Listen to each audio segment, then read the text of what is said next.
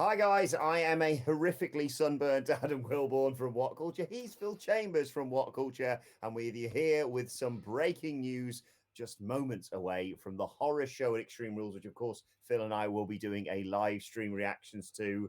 What a night we have in store? Question mark. Anyway, let's start off with the big story today. A big WWE name is set to be written off TV soon, and that big name is Ric Flair, of course. He is set to be written off television very, very soon. This is according to a WWE source who told WrestlingNews.co that Ric Flair was unsurprisingly brought back to Monday Night Raw to try and boost ratings by bringing in several big names and obviously other big names that they wanted to bring in simply not being available.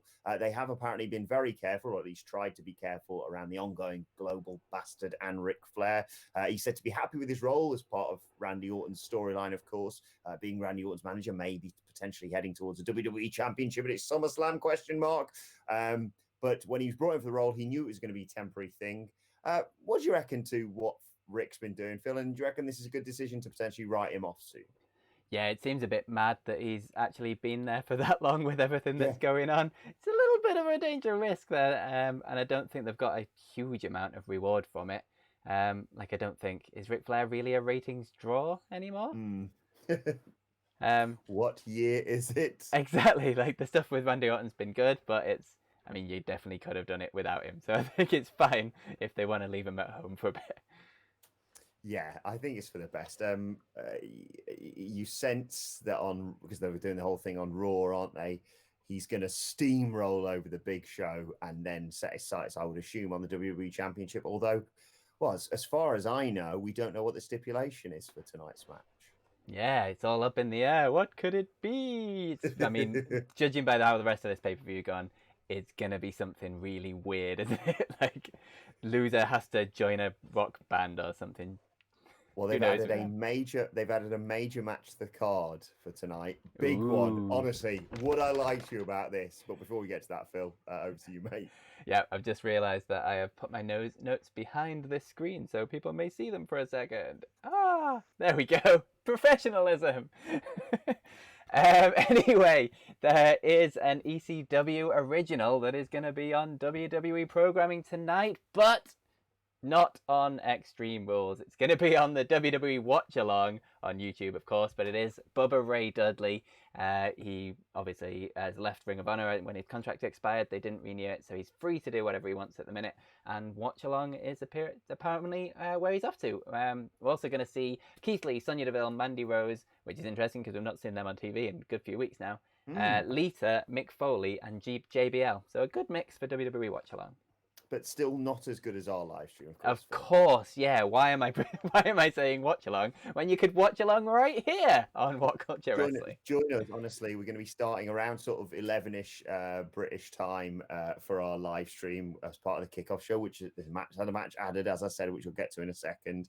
But don't watch all those old fuddies. They won't bring the banner that we will. Watching the whatever the bloody hell the swamp fight is and an eye for match. And I should point out, Phil, we have a major stipulation. Not only is, of course, the What Culture Championship on the line, which at last check, I think you've got, Phil. I can't remember. I can't remember either. I don't even know where the belt is at this point. No, I don't think you've got the belt. I think you're just the owner of it right now. But we do have a major stipulation, which we will introduce on the live stream in due course. But as I said, there's been an extra match added to Extreme Rules. And it's bloody pointless. Kevin Owens versus Murphy on the kickoff show. Why? I don't know, because they didn't want to punish Apollo Crews and MVP and chuck them on there instead, which now means, Phil, there are 8 matches on Extreme Rules. Can you name them? Okay, well, Kevin Owens and Murphy, because they're the only people that were against the eye for an eye stipulation, so now they have to fight. The eye for an eye match, the swamp fight, the Drew McIntyre Dolph Ziggler thing, Bailey versus Nikki Cross, Asuka versus Sasha.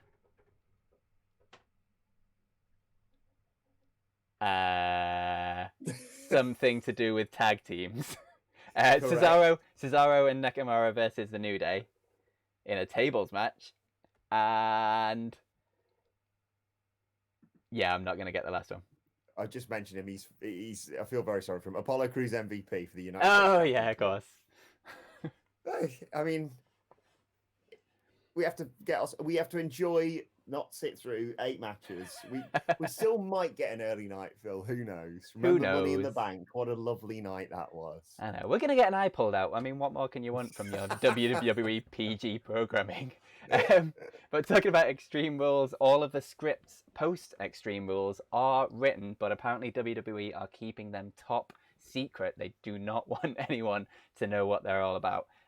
So they're written, but like literally, it's just Vince and his close inner circle that know what's actually going to be happening. Apparently, they're waiting for the pay-per-view to air, and then they're going to put some of these out. So I guess this could mean two things. Either Vince McMahon desperately doesn't want to tell anyone what his plans are so he can still change his mind at the last minute, or they've got something big planned that they want to keep under wraps. Obviously, the next pay-per-view is SummerSlam, so maybe there's something big leading into that. But which one of those two things do you think it might be, Wilborn? Recent experience would suggest probably the one where he changes his mind at the last minute, not big plans. But who knows? Yeah, you would hope the second biggest pay for the year, granted, once again being held sort of behind closed doors due to the ongoing global bastard. They want to do something big for that. I know it's not exactly the same. It'll be akin to WrestleMania. I know there's been speculation about SummerSlam potentially being over 2 nights, but yeah, I think, well, myself and Michael Hanford a while back sort of fantasy booked SummerSlam. There are some really mouth-watering matches on there. I think Drew versus Randy could be a great match. I think if you do the whole breaking up of Bayley and Sasha, that should be the main event of SummerSlam, if you ask me. And yeah, I suppose the Fiend's going to fight Braun after everyone else or every other persona of Bray Wyatt has. Because they can't inexplicably book other people in championship matches. They just have to book the same guy wearing a different hat or whatever. Do you think it's going to be a beach fight this time? Honestly, it took me about 3 weeks to realise that this weird match between Bray and Braun wasn't even tight. I didn't even have the title on the line. I was like, well, okay, that's kind of pointless. I suppose either man could win, but it doesn't really matter because nothing's on the line. But it's a who cares about the Universal title, eh? It's only, yeah.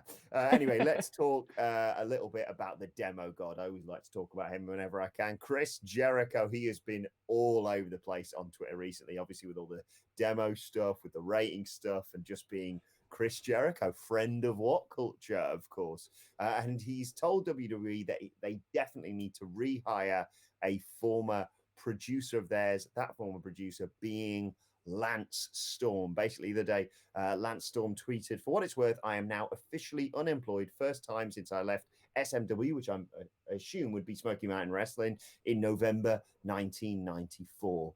Now, Jericho responded to this by quote tweeting saying, "In this biz, that's a hell of a run. Now, at WWE and at Vince McMahon need to pull their heads out of their collective asses and rehire you. Hashtag Lance is a genius." Now, this is one half, of course, Chris Jericho being Chris Jericho. He has been shooting his shot quite a lot recently on Twitter and tagging WWE in a lot of stuff just to rile up all those fans. But also, you sense this is Chris Jericho also kind of just being a nice guy and wanting Lance Storm, who he's worked with for years, fellow Canadian, of course, to get rehired. And I'm inclined to agree with him on that point.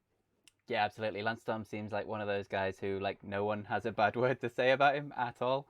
And in the list of like everyone's favorite person to work, he just seems like a good guy, and obviously absolutely knows his stuff when it comes to wrestling. And I think any company nowadays would be a huge boon to them. So yeah, go for it, Jericho. Get it out there. Why not give him a shot? Try to anyway. Yeah, exactly. I think he merits it. I think WWE was stupid to release some of the producers that they did release, because I thought that, yes, you're trying to cut wages and stuff, but like the essential sort of behind the scenes personnel, especially like people who have worked in this industry and know how it gets all put together, I feel like you're really missing out when you cut them. And you know, that we could name 5 or 10 people that they released that aren't in-ring personalities as part of Black Wednesday, who of course some of which now can work again. We saw some Impact Slammiversary last night. But yeah, it's a real shame, and I think people like Lance completely should be picked up either by WWE again when they can, if that's what they want to do, or other companies. I mean, what a wrestling mind to have on your books he would be. Yeah, an absolute wealth of experience in ring. Yeah, just be a great guy, especially for a company like AEW as well. If they Mm. ever picked him up, just to have that amount of knowledge, help out the sort of younger guys who haven't sort of been around as long. Yeah, just get a bit more of a handle on the business, and he'd be an absolute asset to any company. But speaking of Chris Jericho, when you interviewed him, cheap plug for the interview, is live on YouTube right now. He divulged one wrestler from WWE that he thinks should sign for AEW, or that he would want to sign for AEW. Mm-hmm. And amazingly, that one is Roman Reigns. Now, he has been off TV for quite a while now, for obvious reasons. And you may be wondering what he's been up to while he's been away. Well, seems like he's just been getting absolutely jacked. I was wondering before how I was going to show a picture on a live stream, so I just got it on my phone. But look at the guy! He is absolutely insanely ripped these days. Crazy. So that's what he's been up to. I realize, he's a professional wrestler, he's a professional athlete, and he inevitably has a home gym and what have you. And I think he's completely within his rights not to return to the company. He's immunocompromised. Yep. He is one of the biggest people who would be under threat should he return to work with the ongoing global bastard still being around and still heavily impacting WWE and certain people being affected directly by it. But goodness me, the rest of us are just sitting at home going, right, well, I meant to go for a walk every day, but that didn't happen. I've just been eating my body weight in snacks whilst I'm supposed to be working from home. Instead, he's got jacked. I think he's got a new back tattoo as well. He looks amazing. Yeah. I'm really excited when he returns, especially to see how fans react to him, because I think, like I said, he was completely within his rights. I don't think any fan is putting the blame on him for not returning to work, just as with Sami Zayn, etc. But yeah, great to see how big he is. Be interested to see if that changes the way he works a little bit in the ring. I was going to say it'd be interesting to see if he changes up his look a little bit when he gets back, or is he still going to cover it up with that massive flak jacket? Like, come on, stop it. Everyone said this. I don't mind you wearing like a vest, but just have it be a vest. When he was Joe, when he was making the announcement, and he just wore a vest. Yeah.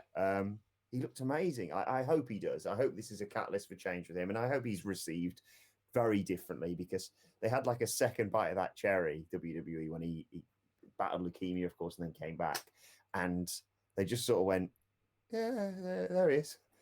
And I know they kept him out of the title picture, and they were presumably hoping to insert him back in around WrestleMania time, but yeah, just do better, WWE. And with that in mind, don't forget to join us on our show, an Extreme Rules live stream, which is going to be starting in just a few minutes, really. Let us know your thoughts on all today's news stories there in the comment section below. Don't forget to like, share, and subscribe. And subscribe to What Culture Wrestling, wherever you get your podcasts from, for daily wrestling podcasts, including, of course, a review of what went down at the horror show at Extreme Rules in the wee small hours after this pay-per-view is done with.